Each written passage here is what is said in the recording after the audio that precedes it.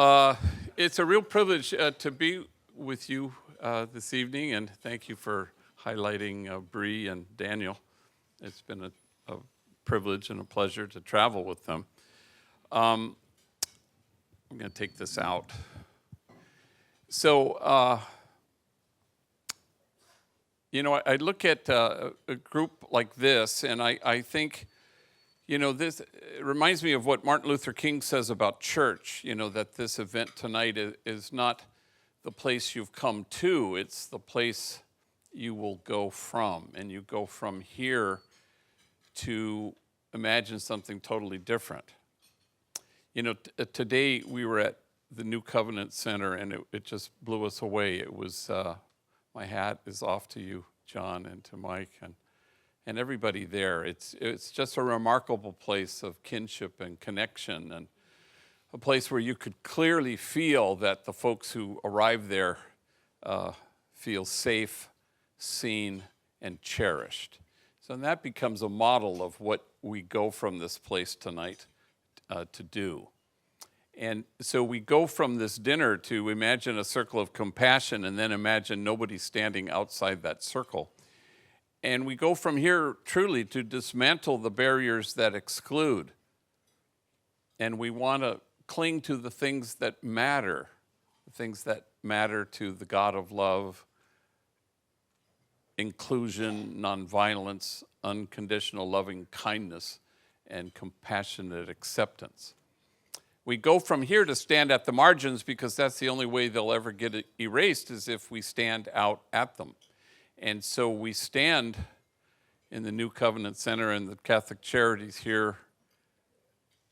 You stand with the poor and the powerless and the voiceless, and you get to stand with those whose dignity has been denied and those whose burdens are more than they can bear. And you go from here, and you might even be able to have, what a blessing, to be able to stand with the easily despised and the readily left out, with the demonized, so that the demonizing will stop. And you get to go from here to stand with the disposable, so that the day will come when we stop throwing people away.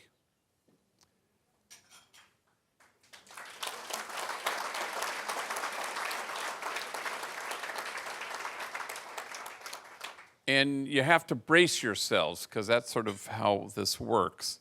Because the world will accuse you of wasting your time at the margins.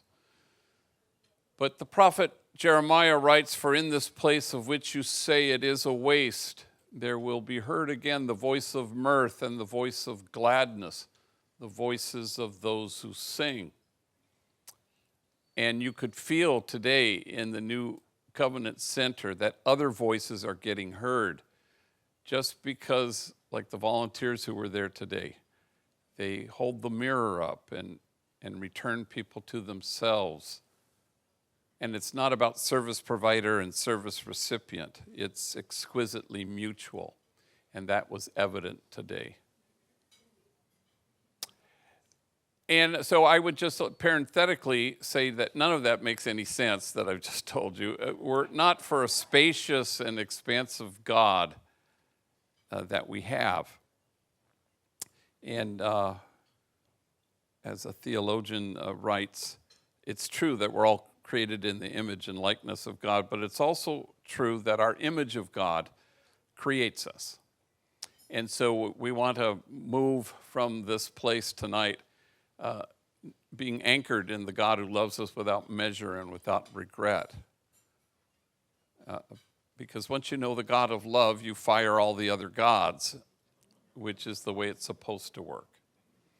So for 40 years, I've been working with gang members, and and I go to all our detention facilities in Los Angeles County. And I remember I was in San Fernando Juvenile Hall, and it was like 300 gang members in this gym, and I was up on a raised platform, and I had my alb on and my stole, and they had these sheets that had the readings in them in English and in Spanish, and so the homies out there would be following along.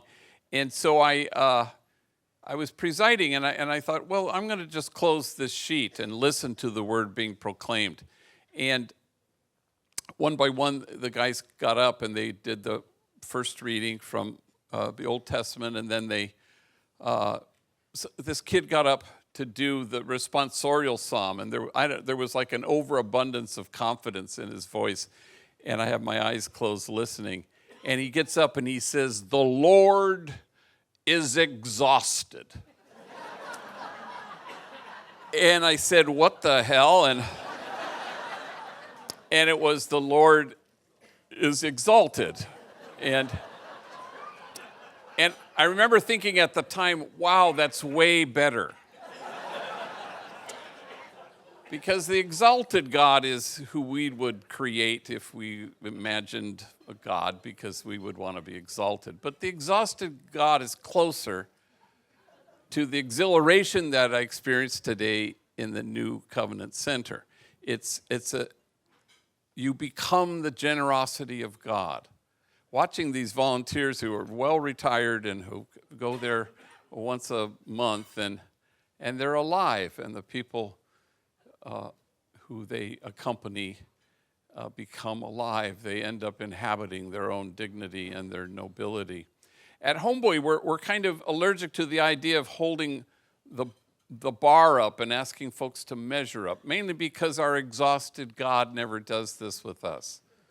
But instead, you hold the mirror up and you tell people the truth, that they are exactly what God had in mind when God made them. And then you watch them become that truth.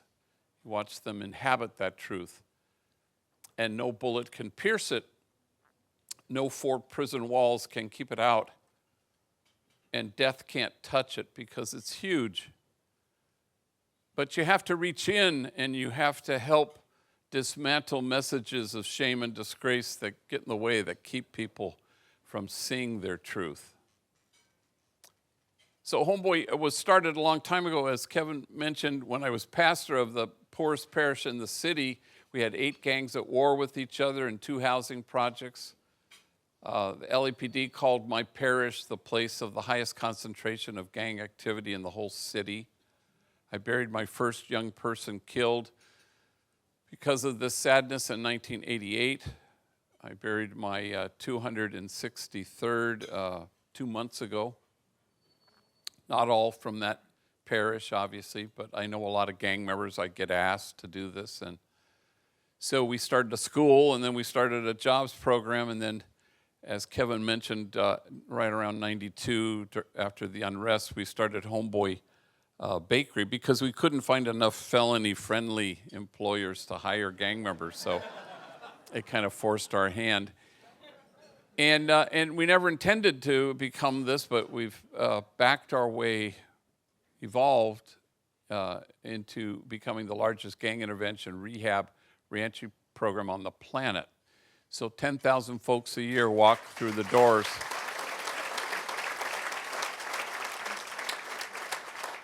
And like the folks who walk through the doors at New Covenant, they come barricaded behind a wall of shame and disgrace, and the only thing that can scale that wall is tenderness. And a great many of the folks who walk through Homeboy come with what psychologists might call a disorganized attachment. Mom was either frightened or frightening, and you can't calm yourself down if you've never been soothed. And so you want them to come into a place where they feel safe above all.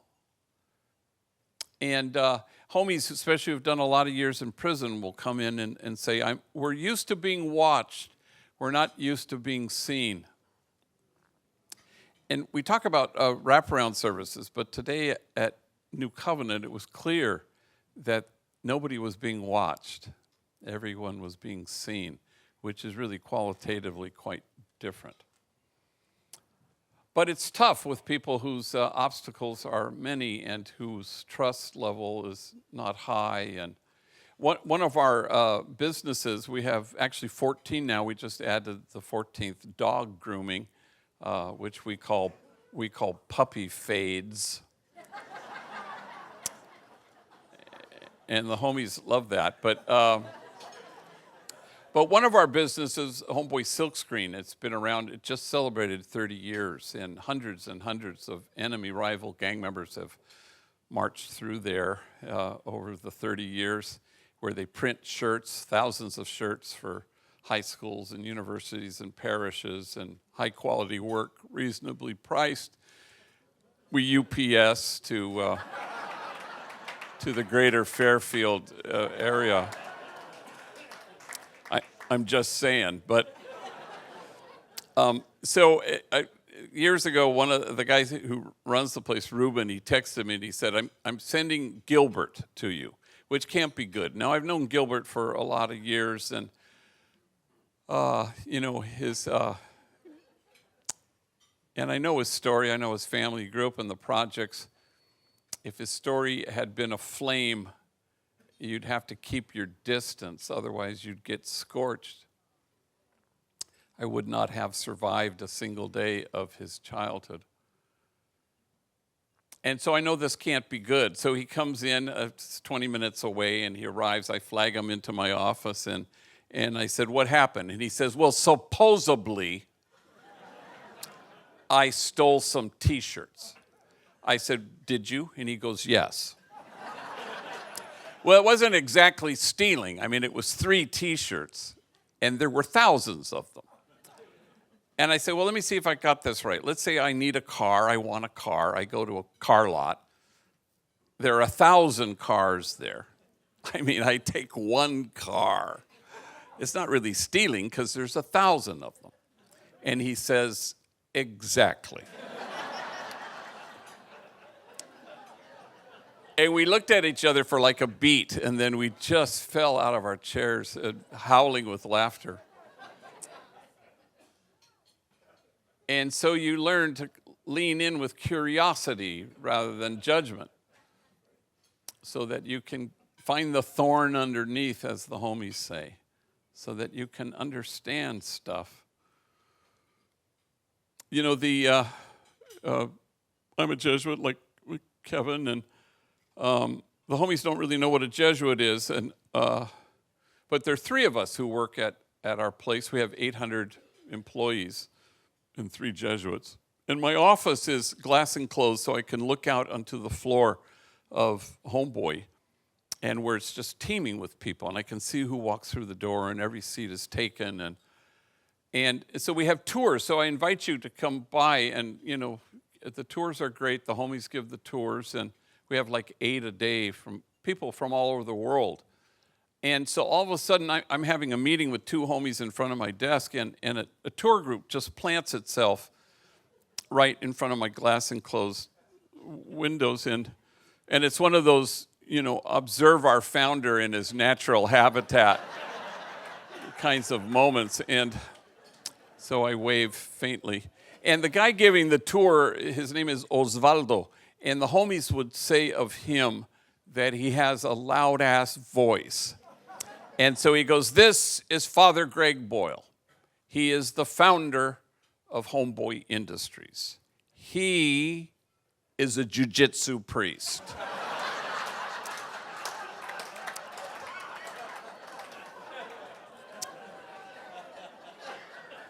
So from my perch, I do some of my more impressive, I think you'll agree, more impressive moves.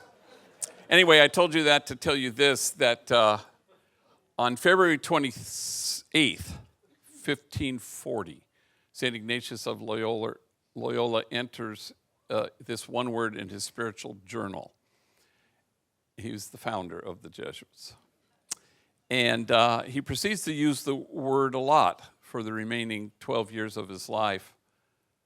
And even before he dies, he goes back and he circles the word for all the times he's used it. And I know Spanish, but I didn't know this word, and the word is acatamiento. Acatamiento. And it comes from a kind of an archaic word, acatar, which means to look at something with attention. And it gets translated as affectionate awe. And though I'm sure for Ignatius, it was born of a mystical, singular moment between him and our exhausted God. But I sense that he didn't want it to remain singular or solitary.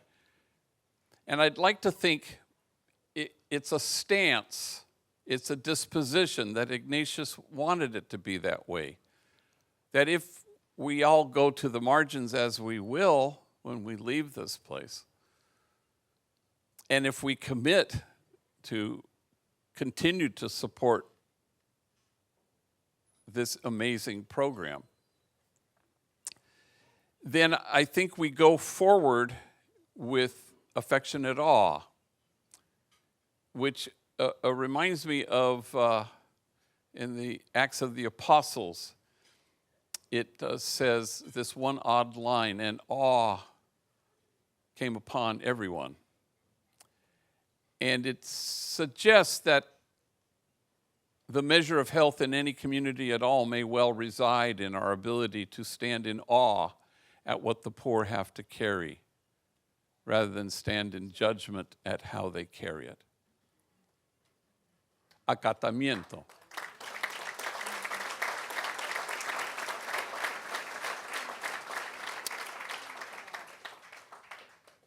So many years ago, I was invited to speak to 600 social workers in Richmond, Virginia. And it was what we used to call in those days a gang in-service. And so they would, social workers would commandeer a hotel ballroom, and they would, you'd have to sign in and get credits, and you'd go from 9 to 5, and you'd have workshops and breakout sessions and keynotes. And I'd done a lot of keynotes trying to, try to help people understand that no hopeful kid has ever joined a gang in the history of the world, and no kid is seeking anything when he joins a gang. Every kid is fleeing something. So how do we help infuse hope to kids for whom hope is foreign? And how do we help heal the traumatized so that they can transform their pain and no longer need to transmit it? And how do we deliver mental health services in a timely and culturally appropriate way? So that's kind of what you do from 9 to 5 in workshops, breakout sessions, and keynotes. So I've done a lot of these, and so I said yes, and so I bought my ticket. As happens sometimes, I pull out the invitation just before I am to fly, and to my horror, I discovered that I was to be the only speaker from 9 to 5 all damn day. And also, as the homies would say, I said, oh, hell no, I'm not going to be the only speaker. So I invited two trainees in, two enemies, two rivals.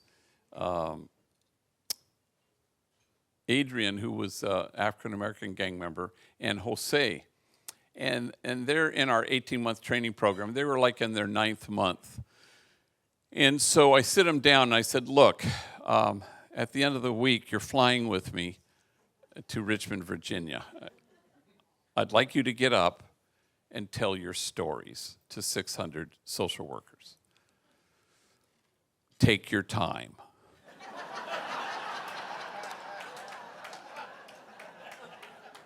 Because we got a long-ass day to fill. Well, I'd never heard their stories before, and so Jose gets up first in front of these social workers. And, he was a gang member, shot caller, in prison, heavily tattooed. At that juncture, in his 9th month, he had sort of glommed on to our team that works with substance abuse population at Homeboy. And so a man solid in his own recovery, and now he's helping younger homies and homegirls with their addiction issues. So not only was he, gang member and prisoner and felon and shot caller, he also had a long stretch as a homeless man, even longer stretch as a heroin addict. So he gets up in front of 600 social workers and he says, I guess you could say my mom and me, we didn't get along so good. I think I was 6 when she looked at me and she said, why don't you just kill yourself? You're such a burden to me. Well, 600 social workers audibly gasped. And he says, it sounds way worser in Spanish. And we got whiplash going from gasp to laugh. But then he continued, I think I was 9 when my mom drove me down to the deepest part of Baja California, and she walked me up to an orphanage, and she knocked on the door, and the guy came to the door, and she said, I found this kid. And she left me there for 90 days until my grandmother could get out of her where she had dumped me, and my grandmother came to rescue me. My mom beat me every single day of my elementary school years with things you could imagine and a lot of things you couldn't. Every day, my back was bloodied and scarred. In fact, I had to wear 3 T-shirts to school each day. First T-shirt because the blood would seep through.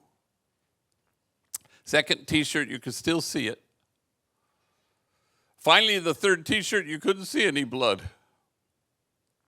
Kids at school, they'd make fun of me. Hey, fool, it's 100 degrees.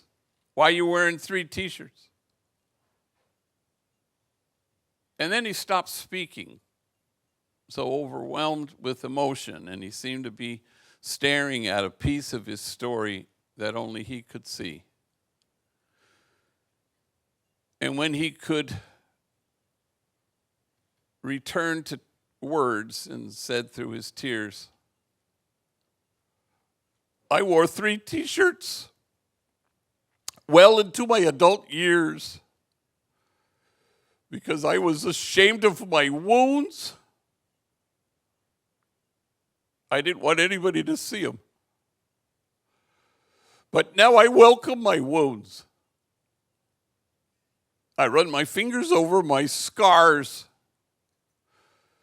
My wounds are my friends. After all, how can I help heal the wounded if I don't welcome my own wounds?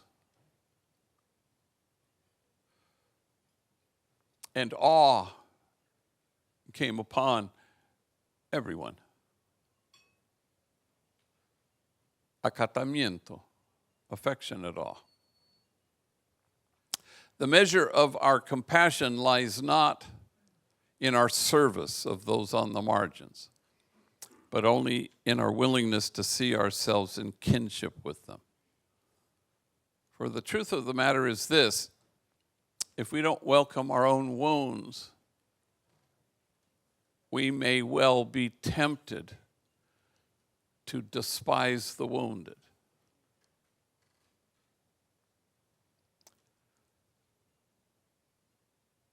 At the New Covenant Center, they welcome their own wounds so they can connect and create a community of kinship such that God might recognize it, so that they can cherish as we are cherished.